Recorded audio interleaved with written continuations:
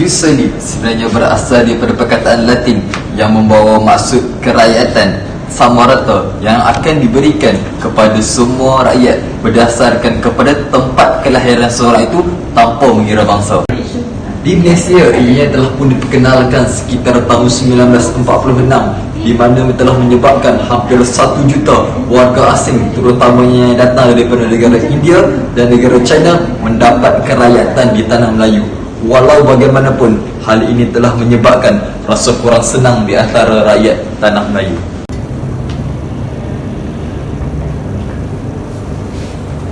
Penolakan kaum Melayu terhadap Jus soli.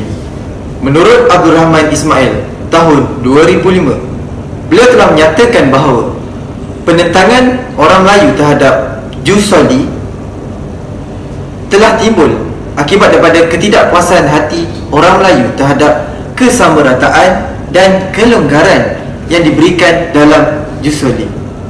Seperti yang kita tahu, prinsip asas Jus soli telah menyatakan bahawa beliau telah memberi kepada sesiapa sahaja masuk dan mendapat kerakyatan.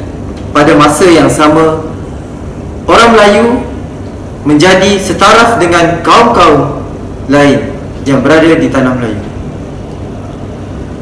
Pada masa yang sama, penolakan yang berlaku ini terbahagi kepada 5 bahagian. Okey, yang pertama ialah hak istimewa, yang kedua ialah hak kerakyatan, yang ketiga ialah kekuasaan sultan, yang keempat ialah tidak menghormati orang Melayu, dan yang kelima ialah balas dendam. Selepas Jus soli dikuasakan pada tahun 1946 di tanah Melayu, menurut Muhammad Fuad Sakan 1999 menyatakan bahawa terdapat beberapa prinsip Jus soli di mana sesiapa yang telah menetap di tanah Melayu selepas tahun 1962 dan hari kemerdekaan akan mendapat taraf kewarganegaraan. Selain itu juga bagi ibu bapa yang masih lagi belum menjadi mana-mana warga negara di negara lain turut mendapat hak Jus soli, iaitu menjadi kewarganegaraan di tanah Melayu. Selain itu, prinsip yang seterusnya adalah prinsip Bermaustatin, iaitu bagi sesiapa yang menetap ataupun berasal dari tanah Melayu dan Singapura sebelum tahun 1946, mereka perlu bermaustatin di tanah Melayu selama 10 hingga 15 tahun dan perlu berumur 18 tahun baru layak untuk mendapatkan kewarganegaraan di tanah Melayu. Selain itu juga bagi yang bermaustatin selama 10 hingga 15 tahun di tanah Melayu, mereka perlu mengangkat sumpah kewalakan kepada Malayan Union.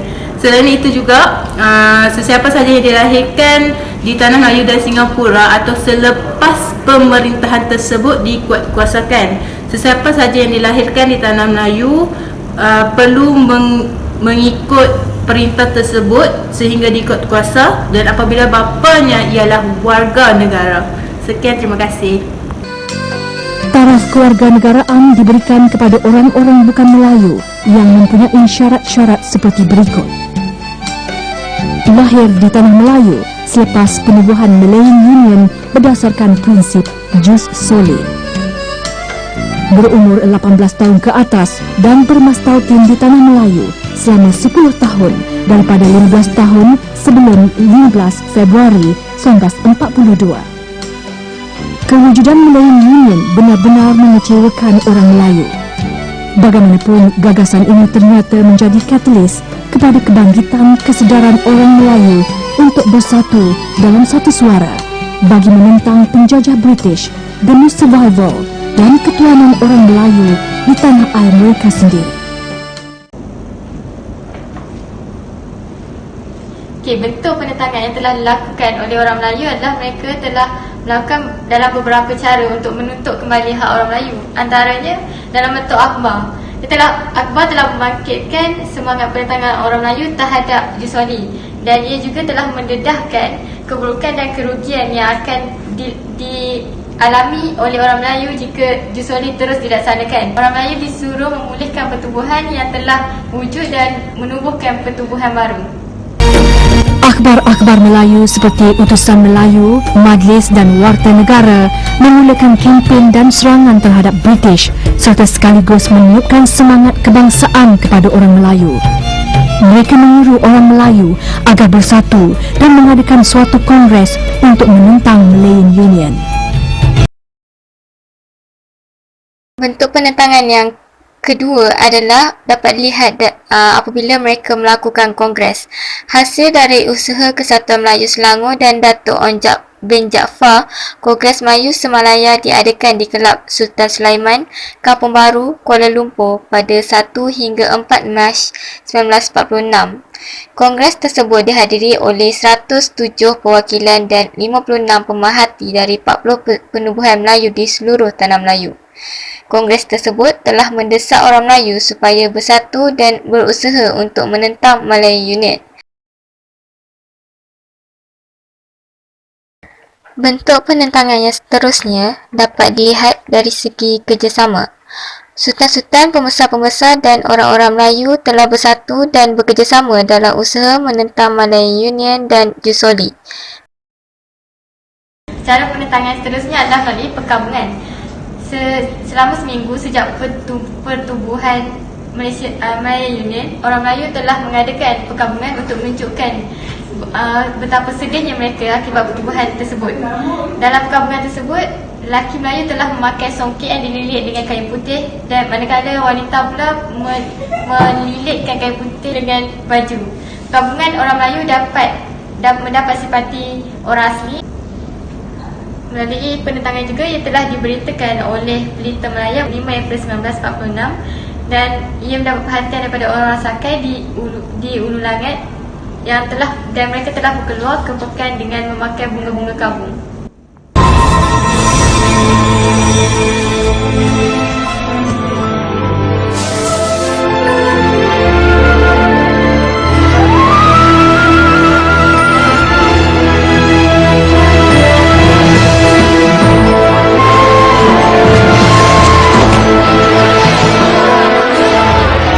Noah Malik tak ikut? Ada kat atas.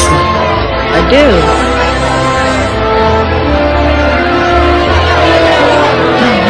Bentuk penentangan yang terakhir adalah dilakukan oleh ahli-ahli Melayu. Ahli-ahli Melayu adalah ahli-ahli yang terlibat dalam majlis penasihat, dan mereka telah menarik diri untuk menunjukkan bantahan mereka. Edward Gent akhirnya mengadakan satu rundingan khas dengan Raja-Raja Melayu dan para pemimpin UMNO diketuai oleh Datuk Onjak Jaafar. Satu perlembagaan baru akhirnya digubal bagi mewujudkan sebuah persekutuan di samping menjamin hak keistimewaan dan ketuanan orang Melayu di tanah Melayu. Hasrat itu akhirnya tercapai apabila Kerajaan Persekutuan Tanah Melayu dibentuk pada tahun 1948 bagi menggantikan Malayan Union 1946. Hasil komentari menunjukkan bahawa Jusoli merupakan isu yang menjadi tuntutan orang dagang terhadap kerakyatan di tanah Melayu. Isu ini juga telah dibantah oleh orang Melayu kerana pemberian hak kerakyatan yang sama rata kepada semua kaum di tanah Melayu. Perjuangan ini dianggap boleh melemahkan bagi kedudukan orang Melayu. Selepas perbincangan dan rundingan, Raja-Raja Melayu bersetuju menerima kerakyatan Jusoli. Kerakyatan Jusoli diterima dengan bersyarat, iaitu yang pertama, orang bukan Melayu mengiktiraf kedudukan istimewa orang Melayu dalam Persekutuan Tanah Melayu yang merdeka. Yang kedua, Suruhanjaya bersetuju agama Islam sebagai agama rasmi Persekutuan Tanah Melayu. Yang ketiga, bahasa Melayu telah menjadi bahasa utama Tanah Melayu. Bagi ketiga-tiga syarat yang telah ditetapkan, syarat-syarat ini telah termaktub dalam Perlembagaan Persekutuan Perkara 152 dan 153.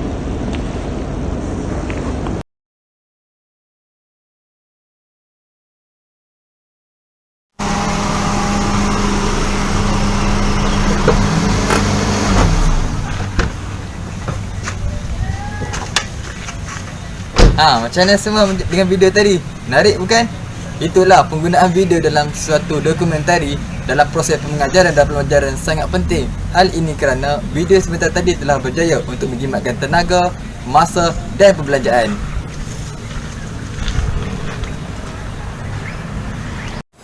Hal ini kerana lazimnya penggunaan video tersebut telah banyak tersedia di laman sawang.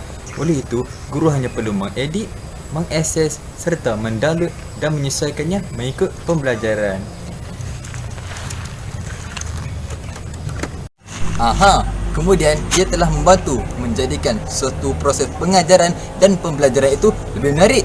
Hal ini kerana ia telah mempunyai elemen-elemen seperti muzik, imej dan suara latar.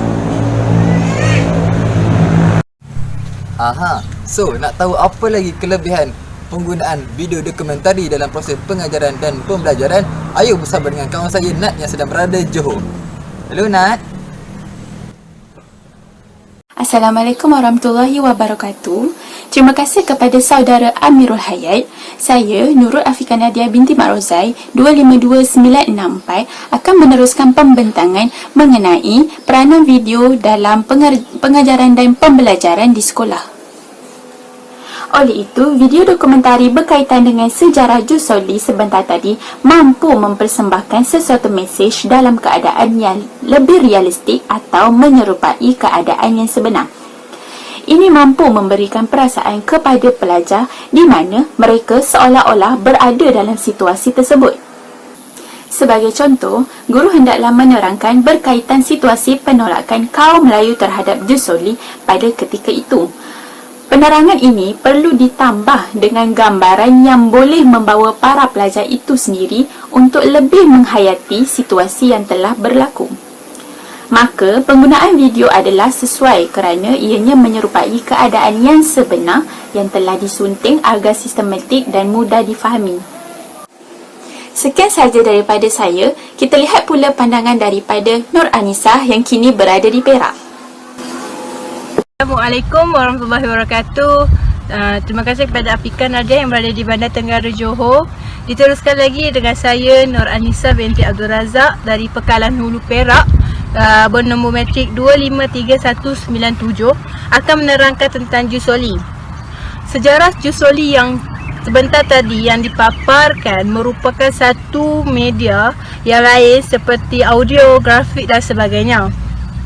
Ini secara tidak langsung memberi keberkesanan dalam kaedah penyampaian untuk menyampaikan satu mesej di mana video yang dinamik mampu merasa pelbagai jenis deria. Antara contoh deria utama untuk pelajar ialah deria penglihatan dan deria pendengaran. Itu sahaja daripada saya. Kita teruskan dengan Muhammad Faris yang berada di Kelantan. Okey, bismillahirrahmanirrahim. Assalamualaikum dan salam sejahtera kepada semua.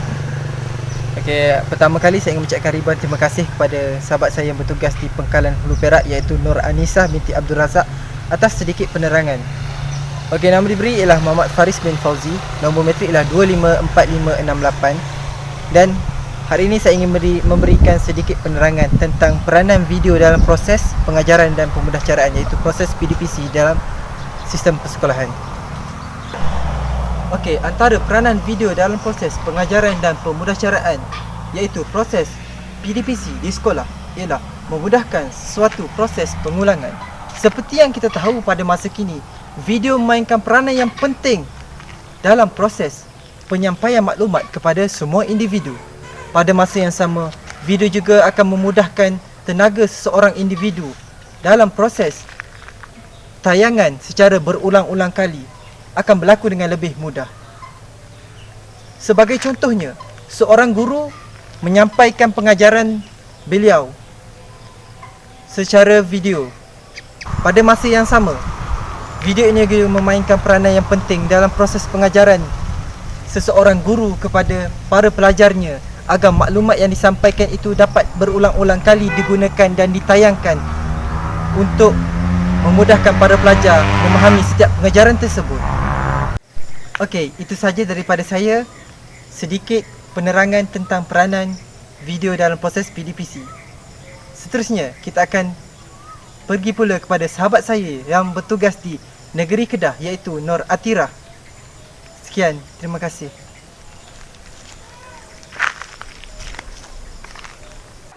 Okey, seterusnya saya akan meneruskan pembentangan ini. Terima kasih Faris. Assalamualaikum warahmatullahi wabarakatuh. Saya Atira Syafika binti Muhammad Nazri. Saya akan menyatakan tentang kebaikan video ni adalah akan meningkatkan keberkesanan proses pengajaran dan pembelajaran. Video mampu menjadikan satu proses pengajaran dan pembelajaran lebih berkesan kerana ianya mampu meningkatkan kefahaman antara pelajar. Pelajar juga boleh belajar secara individu ataupun berkumpulan tanpa kehadiran guru. Ini adalah kerana video yang ditunjukkan dapat membantu pelajar untuk mendapatkan gambaran yang secara keseluruhan dengan lebih jelas dan tepat tanpa perlu menunggu guru untuk memberikan penjelasan secara bersemuka. Berikutnya adalah melalui video ini juga ia mampu meraih emosi dan sikap pelajar. Peranan video dapat membantu untuk meraih emosi dan mengubah sikap pelajar kerana paparan atau persembahan video yang lebih menarik, yang lebih hidup, menarik dan realistik mampu meraih emosi seseorang dengan lebih mudah berbanding penggunaan imej atau media lain yang bersifat statik. Sebagai contoh, tayangan video ini tentang penentangan tentang Jusoli yang lebih realistik dan lebih menyentuh perasaan pelajar sekaligus dapat mengubah sikap mereka. Sekian, terima kasih.